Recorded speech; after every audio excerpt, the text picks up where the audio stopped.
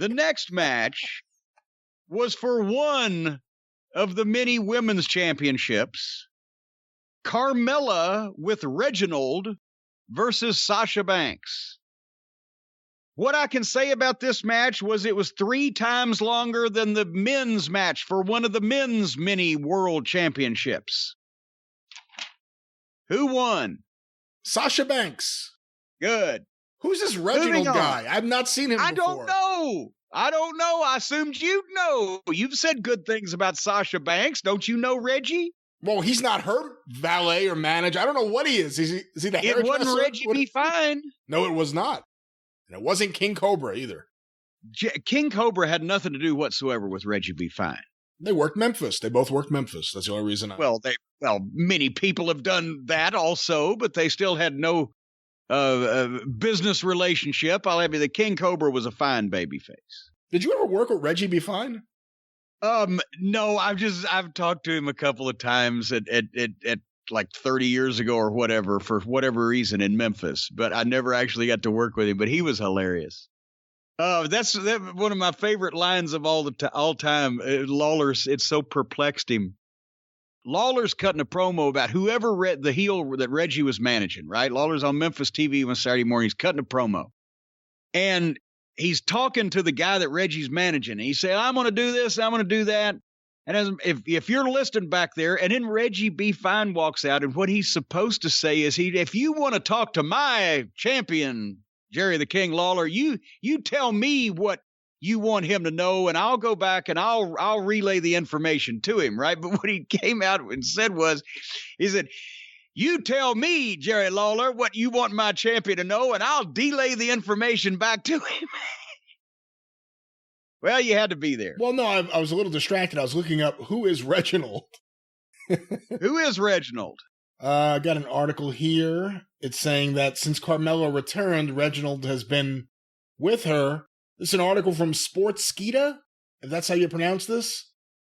Here's 5 facts you didn't know about Reginald. What the? Wait a minute. I didn't know Reginald existed on this planet until 2 hours and 45 minutes ago. I watched this off-brand mud show, and now they're going to tell me 5 more things I didn't know about him. Number 5, the WWE star is a former circus performer.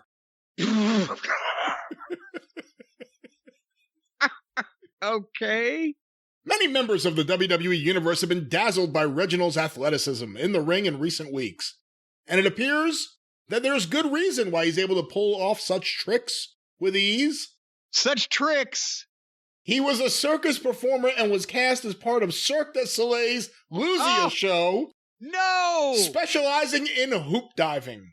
Oh my God.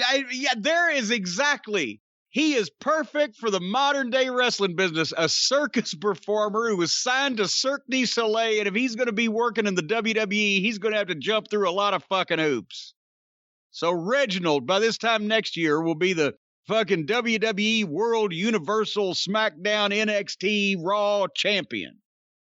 Fact number 4, WWE SmackDown's newest recruit is just 28 years old. So Reginald is 28. Okay, goddamn. Tommy Rich was 21. He was the world champion. What's taking old Reggie so long? Fact 3, but this is really it's going downhill. The current WWE star has a daughter. Oh my God, he procreated? Well, that's stunning. What the and you're going up too. Fact number 2. Oh, good Lord. Reginald grew up in a gang before joining WWE. He grew up in a gang. Was he a little gang baby? He was a little gang baby. They take the babies along on the gang outings. Reginald noted that he grew up as part of a gang in St. Louis and shared a picture of himself wearing a basketball uniform alongside an image of him at the WWE's Performance Center. Wait a minute. What the? Was he in a basketball gang? I'm not sure why that sentence ran together like they were somehow conflated with each other. He was in a basketball gang, and he showed a gang, and he showed a picture of himself wearing the basketball outfit that the gang wore, or whatever. And fact number 1 about WWE's Reginald Reginald was signed to WWE in January 2020. We have a picture here of him wearing a Property of the Performance Center t-shirt. And he was signed, his real name is Sidney Bateman. He was signed alongside Mercedes Martinez, Jake Atlas, Anthony Francis, Emily Anzulis, and Zechariah Smith. He was in NXT, he was handed the name... Wait a minute.